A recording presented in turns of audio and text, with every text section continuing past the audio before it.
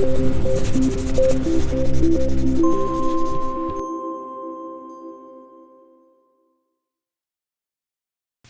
guys, welcome to Through Theology in a Year with Theology Unplugged.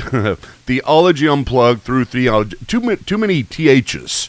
But this is number 5, and this is the one you guys have all been waiting for because this is the folk theology, tabloid and folk theology session. If you went through this with me a long time ago, many years ago, I had some examples of folk theology, but I've got a lot more now. A whole lot more, and so you're not going to want to miss all of my examples that I qualify as folk theology. So don't forget, folks, on YouTube, you may be watching this on YouTube after it's been recorded, or maybe you're watching it live. I don't know. Don't forget to subscribe. Don't forget to, I guess, ring the bell. I don't know. I'm just saying what everybody else says on these podcasts. But make sure you do subscribe on, like, follow on my YouTube page or on my Facebook page, Twitter page, whatever it is. We're coming through on 4 or 5 different places. So I'm pushing this through Restream, and so this is kind of cool. So let's go ahead and get started if we can. May the Lord bless this session. May He give me the knowledge and the wisdom to be able to say the right things, not to overspeak myself and not underspeak myself. Let me have courage, and let me have just a bit of humility as I go through this, because it's really easy for me to get excited and think I'm a know-it-all, and I'm not at all. Okay, here we go. Through Theology in a Year with Michael Patton. We're going through all of theology in a year. This is number 5, so get caught up if you haven't gotten caught up yet. We're going through every single aspect of theology. I'm going to try to get through it in a full year. This is based upon the theology program. You can see that in the bottom left-hand corner, and you can see my little theology program assigned that I've kept. I haven't kept the rock in the background. That's a little bit too much of the early 2000s. But that thing still works. Kenny did a good job of that. Kenny, if you're watching, way to go on that thing. Okay, so let's get started here. That's not working. Okay, that doesn't matter. Okay, so you guys have probably seen this before. Let me zero in on it. This is the basic arenas in which we can do theology, okay? Think of this as just the way, the methodologies that we have that or really characteristics, really more like just personalities that we have when we approach theology. You've got the tabloid theology, which makes a tabloid theologian if you do tabloid theology primarily. Folk theology, you're a folk theologian if you do primarily folk theology. Lay theology, this is getting a little bit better and further away, but lay theology is basically you're doing theology from the standpoint of a lay person. You're not really super skilled in it, but at least you're not doing the folk or the tabloid theology. Then ministerial theology, that's whenever you get a little bit more educated, professional theology, and then academic theology. And don't think just because that goes from 1 to 5 and tabloid theology and folk theology I'm going to recognize as something we don't want to do. Don't think that I want to imbalanced on the other side, as we'll see later on. We probably won't get to that today, but we're going to spend a lot of time focusing on tabloid and folk theology. So let's go back over here. Let's define this. Here's the spectrum. You can see you're going to go one spectrum. I don't know why I put the spectrum there. I mean, numbers 1 through 5 should have done it, but hey, you got a spectrum as well. Now let's describe this chart with regard to practicing medicine. Okay, check that out. Try to think of both tabloid and folk medicine. That's kind of the deal. Whenever you're talking about medicine and you're talking about, say, tabloid, you'd be talking about something that is kind of new and in vogue, something that is we've just found out about today, and everybody's jumping on it. Tabloid might be the latest diet that you have, the latest fad out there with regard to exercise. And there's a lot of that stuff that goes on. There's a lot of tabloid medicine or tabloid physical fitness. There's also a lot of folk. Whenever you're talking about folk medicine, we're talking about something, and I'm going to define these in just a minute, but we're talking about something that has deep roots in the culture. I'm only going to say those two right now because I want to focus on them. So let's go to the next and define it. Define each one of these. Okay. A tabloid theologian. I'm defining it as a theologian. If you are a tabloid theologian, if you are somebody, this is the primary way that you do theology, and trust me, there are a lot of people out there that are tabloid theologians. I'd say the mass majority of people in the world are either tabloid or folk theologians. Now, tabloid theologian is one who constructs his or her theology based upon naive, keyword, naive. You got to think of that. I mean, take that word naive and just run with it, because that is so important whenever it comes to tabloid theologians. They are naive. And it's hearsay. It's information that has no basis in fact and very little, if any, evidence to be believed. Many times people are tabloid theologians because of the theology's appearance of originality, as well as it can be cutting edge in many people's minds. I see this all the time, especially, even in seminary. You kind of get this tabloid stuff going on whenever we were in seminary or in the academia. You get these kind of new authors and this new fads that people move toward. And they move toward it because it is a fad. And I honestly, to tell you the truth, I see this with regard to, like, lately in the last 20 years with regard to Calvinism. Calvinism has kind of been the fad.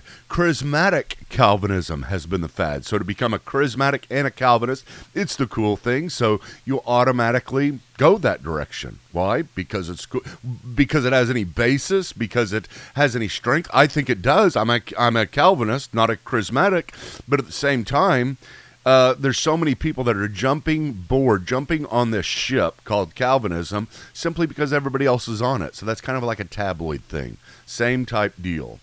So whenever you're a tabloid theologian, you just basically accept anything. You accept everything. You accept whatever's coming down the pike because that's what everybody else is doing. I'm not saying that everybody that is a new Calvinist, I don't even know if we call it that anymore, but a new Calvinist is a tabloid theologian. But even within the new Calvinist ranks, they have complained about this and said, hey, we got a problem because everybody's just jumping on ship because other people are. I see that also whenever it comes to certain theologians. There's certain fads that go through. Like not too long ago, there was a Rudolf Bultmann fad, and it sounded cool to study this German theologian, Rudolf Bultmann. He kind of did things differently. He was progressive, and so all of a sudden you had everybody reading Bultmann and acting like they were Bultmannians. That didn't last long, but I'm not saying you can't be a real Bultmannian, but at the same time, I see this continually. It's a tabloid-type acceptance of whatever is new and whatever is cutting edge and whatever everybody else is doing. Now, let's go back here and take a look at some examples of tabloid theology. Okay, these are really simple ones. I'm not getting into the Bultmannian and the Calvinism. This is just stuff that you hear. This is something brand new. Somebody has brought to you, and you're like, oh, wow, that is so cool. I automatically believe it because it fits within my worldview. And that's what a tabloid theologian does. A tabloid theologian, you'll accept anything as long as you already kind of accept it in general. That is another form of tabloid theology. So if whether it is this story, I don't know if you've heard this story. I heard it again. I just heard it again the other day. That's the only reason I brought this up. I haven't heard it since 1985. Okay, I heard this story. Haven't heard it since then, but just the other day I heard somebody telling this story, and everybody was really excited about it. And I don't know who it was. I can't remember. I think it changes every time who the person is, but basically there's this guy that got up. He heard something in his living room. This pastor, this church leader, he heard something in his living room. He goes around, looks around, and then all of a sudden Satan's sitting there on his couch. And I'm not saying he wasn't. I mean, maybe he was, but and I got excited about this one when I was young as well in 1985. But it's Satan sitting on his couch, and he goes, "Oh, it's just you," and went back to bed like he wasn't threatened by Satan at all, that kind of thing. And like I said, I got really excited about it. We all did in the classroom. We were like, wow, man, that guy's cool. He stands up to Satan. He's not worried about Satan type thing. And automatically it went into my theology. So what do? I go tell other people. I go home and tell Mom, you won't believe this story. You won't believe what happened. And then all of a sudden I think I'm trying to do it, and it just integrates. That's what a tabloid theologian does. Okay, Satan in the living room. How about growing legs? This will never die. And maybe it's true. Again, I don't know. All I know is that people that promote tabloid theology, I'm not saying they know they're promoting tabloid theology, but people that promote tabloid theology will do so and expect you to accept it. So they tell a story, a miraculous story, whatever the miraculous story is, it's done by Jesus. If it's done by Jesus, then you need to believe that miraculous story because it is true. I mean, who else would we give credit to? Whatever it is, it could be a miracle, it could be cancer disappearing, it could be legs growing. You hear about legs growing all the time. Like, I've heard this probably 15, 20 times where people go to a healing seminar and one leg is shorter than another and then the leg grows. And again, I'm not saying it doesn't, I'm not saying it didn't, okay? All I'm saying is that whenever you look at that, you get excited and you automatically accept it without any critical evaluation that you're a tabloid theologian. You're just accepting something because Jesus' name is tagged to it. It's real easy to do that, especially whenever you're young, especially whenever you're kind of uncritical and we're just trying to confirm our prejudice, whatever it may be. So if there's a miracle out there, if you hear about a miracle, then as long as Jesus did it, it's true. It's exciting type thing. So that's one of them, legs growing. How about this one? Crying Mary statues. You see that all the time. Of course, you don't see that within Protestantism, but you do see it within Roman Catholicism, and this is a big problem within Roman Catholicism. They have a lot of tabloid theology as long as it fits in, and so you have crying Mary statues. And again, I don't know whether the statue was crying, but if you heard about that and you automatically accepted it, then you're a tabloid theologian. Do I have near-death experiences on here? I think I need to if I don't. Oh, here's the hitchhiking angel. I don't even know if this one's around anymore, but I got to tell this one because this one really is the best example for me because I heard this whenever I was young as well from the same person who told me, from the same teacher at my Christian school that I was going to at the time. She told me about the growing legs and the hitchhiking angel. And the hitchhiking angel is basically, do you know it? Have you heard it? I bet some of you have heard of the hitchhiking angel. Hey, Nathan is on YouTube. Nathan, what is up, man? Good to see you.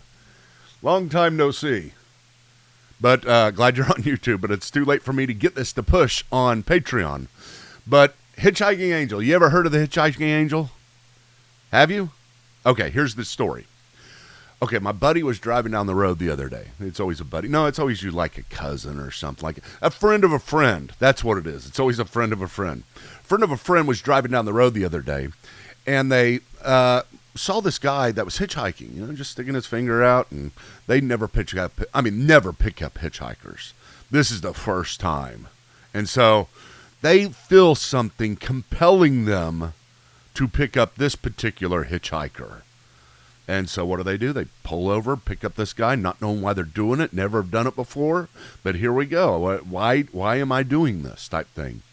they drive along for a little while, and they try to have a little bit of conversation. Not much conversation is usually in the story.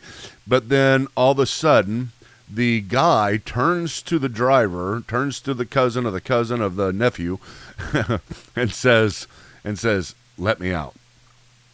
And he's like, "Why do you want to get out here? We're out in the middle of nowhere."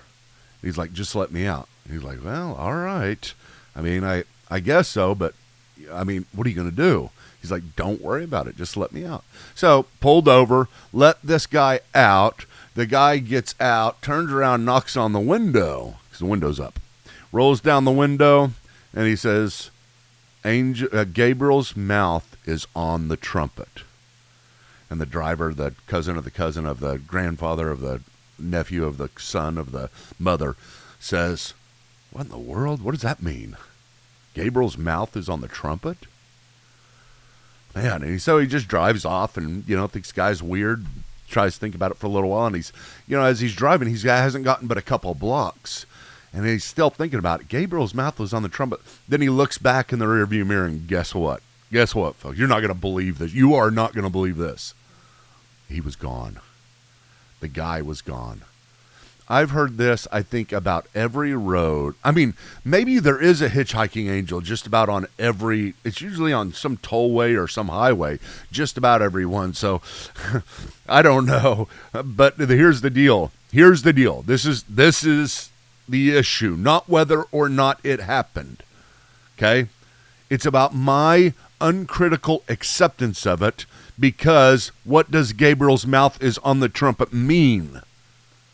It means that Jesus is coming back soon. And that's exciting.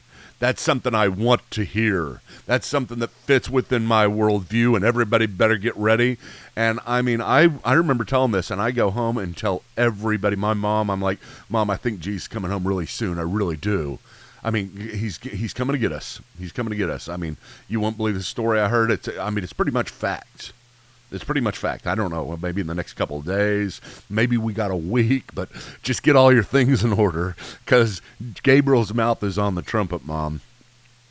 So anyway, that's another example. Are you getting the idea?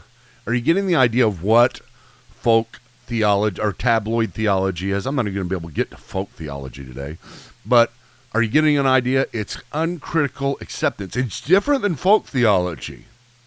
Now, having said this, I don't think a lot of people use the term folk theology. That was introduced a while back by Stanley Grintz and Who Needs Theology?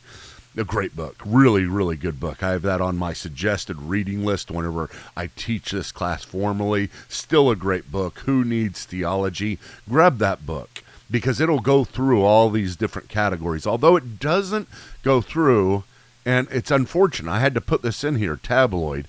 It doesn't go through tabloid theology, or at least it didn't in the first edition. And so I did make this up, so don't think it's something that's well established in the Christian community. But I had to come up with something that really distinguished it from folk theology, because this is different than folk theology, as we will see. It is uncritical, immediate, flashpan acceptance of whatever you hear that already conforms to your worldview. Okay, let's see if I got any more examples here. God told me to tell you, oh my gosh, yes I do, and I'm going to get in trouble for this. God told me to tell you, I walk up to you and I say, "Hey, listen, I've gotten an inner impression." Maybe I have. Maybe I got an inner impression. I think I'm supposed to tell you something. And I'm not saying God can't prophesy, okay? I'm not saying he can't, okay? I hope I know he can. I know, absolutely know he can still prophesy. I just don't know about the occurrences and how common it is. I've never been a charismatic. We'll talk about that much later. But at the same time, boy, do I want to hear God's prophecy. So I want to hear somebody come up to me and say, "God told me to tell you this." Whenever somebody says that to me, my ears perk up, and it influences me. Whether I want it to or not, it usually will influence me. I remember whenever I was really young, I went to it's called Frontier City. It's kind of like Oklahoma's version of Six Flags or Disney World. It ain't much, although we're getting a good one. We really are down there in Tulsa. What is it?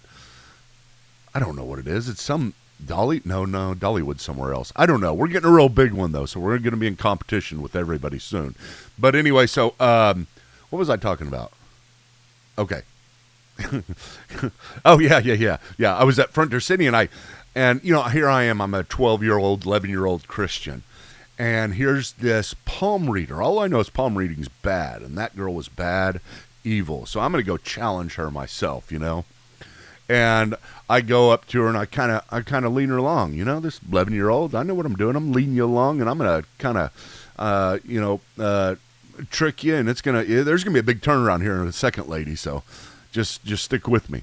So she said, give me a penny. And then I don't know what the penny had to do with it, but she stuck the penny in my hand and I guess read my hand at the same time, read my palm at the same time. And she said,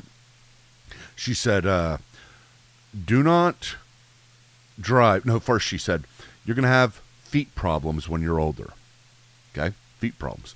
And also, do not drive any red sports cars in your 30s. And that's all she said. She gave me the penny, and I said, I don't want this penny. I don't even believe you. I was just kidding this whole time. And she gave it back to me, and she said, just take it. I said, no, I don't want it. And I gave it to her, and she picked it up. I mean, here's this 11-year-old. She just chunked it, got really mad and chunked it because I guess she knew what I was doing there. But anyway, so I'm like, haha, gotcha. I didn't believe one word you said. I didn't even care about any palm reading you could do because I'm a Christian. But at the same time, here's the deal. The rest of my life, I've thought about that. I haven't driven any red sports cars. I don't know if that's necessarily the reason why. But if I was still in my 30s, I probably would think twice about getting in a red sports car. Just because it's this it's this flash pan acceptance of things. Whenever somebody comes up to you and says, I got a prophecy for you, I've read your palm, or God told me to tell you, that's seeking power over your mind. It's causing you, it's calling you to believe this because from their perspective, they have a inside source, God or palm reading or the stars or whatever it may be. And that is the reason why we are to stay away from that stuff, because it does influence us no matter what. And I would argue that we need to be very, very careful about, God told me to tell you stuff. Very careful, because that's more influential. And if somebody says that to you and you uncritically accept it, okay, what did God tell? What did he say? Come on, slow down. I got to write this down. What did God tell you to tell me? It's the most important message I've ever gotten in my life, so hold on. I got to record this. I got to write it down. That's the way we should think of it if we really did believe it. However, here's the deal. We usually do accept this, at least to some degree. And we usually, a lot of people will uncritically accept that and say, no, how do I know God told you to tell me? None of that kind of stuff. It's tabloid theology. It's like, oh, wow, yeah, that fits within my worldview. God telling me something. So here we go. And I'll make an argument much later on, 20 or 30 sessions later, this is taking the Lord's name in vain. It's the essence of taking the Lord's name in vain. When we say, God told me to tell you, and it wasn't, God never told me, accepting it is too. Because you're taking God's name in vain whenever you accept this uncritically. It's his reputation. If somebody comes up to you and says, I'm telling you, no big deal. I know you're fallible. I know you're probably wrong. You're wrong most of the time in your life. All humans are. But if somebody comes up and says, God told me to tell you, they're claiming the reputation of God, the power of God, the foreknowledge of God, the omniscience of God. They're claiming it for themselves, and they're wanting you to accept it at that point. That's where we have to be very, very careful. This is what tabloid theology does. Tabloid theology is something we have got to stay away from as Christians. It is something that we cannot be so uncritical. We love God with our mind. Let me tell you something. Whenever we were talking a few sessions ago about God in Isaiah 40 through 48, chastising the Israelites for believing these gods they were carrying around could save them, they were tabloid theologians, because that's what everybody else did. That's what the nations did. It was common acceptance. So it was kind of that deal. It's always, and it's so much easier whenever it does fit in with your worldview, whenever it already is something you like. Jesus healed somebody. Great. Jesus has power that proves it. This can go as well for near-death experiences. Now, I think near-death experiences are very, very interesting, but at the same time, if you uncritically accept it without really evaluating it, I mean putting it through the critique, whenever you uncritically accept things, that is tabloid theology. Okay, guys, let's see here. Let me see if I got any interesting stuff. Okay, Credo House Ministries, Patreon, listen. All right, go to my Patreon, support there. That's on a monthly basis there. But also go to Credo House if you need a tax-deductible donation. If you go to the Patreon, you get all kinds of free stuff. I mean, lots and lots of free stuff as well. You have access to all my blog posts. I still blog sometimes at credohouse.org. I know there's so many of them. Well, I've got credoministries.org, credohouse.org, credocourses.com, and my Patreon. We're putting it all under. If you go to credoministries.org, everything is under that umbrella right now. We're working this out. We're updating. We're changing. And listen, guys, I don't know if you remember the Credo House Coffee Shop. This was a few years ago. This was before I got on drugs, and during I got on drugs, the pain pills. I got hooked on pain pills quite a bit. And it wreaked havoc on my life. Anybody who's been through that knows. I was taking care of my mother. I was carrying her around. My back was so bad. I got on these things. I thought that they were the wonder drug, not only for my back, but they just put me in a good mood. I mean, I didn't know a thing. I was that naive about opioids. But anyway, so I was on them for a long time. Credo House suffered, okay, the coffee shop. But I've been off since 2017. I mean, I still believe that God is pulling me in that direction. Now, okay, did I just use God's name in vain by saying that? Because I'm like manipulating you by saying that. I don't mean to. I really don't, because who knows? I'm wrong about God a lot, just like you are. But I have a passion for this. That's something I can say very truly. I want this coffee shop.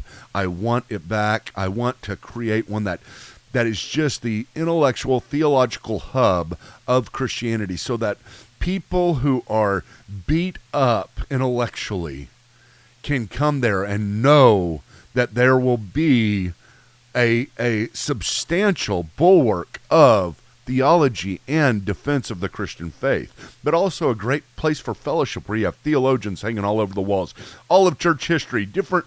I mean, it's just crazy having Luther lattes, Calvin cappuccinos, the C.S. Lewis, which is an Irish cream latte. Now, by the time you're watching this, maybe we've already got it back up, but we still need you to contribute to this, because we want to keep this mission going. I need you to contribute right now because I need to get it started again.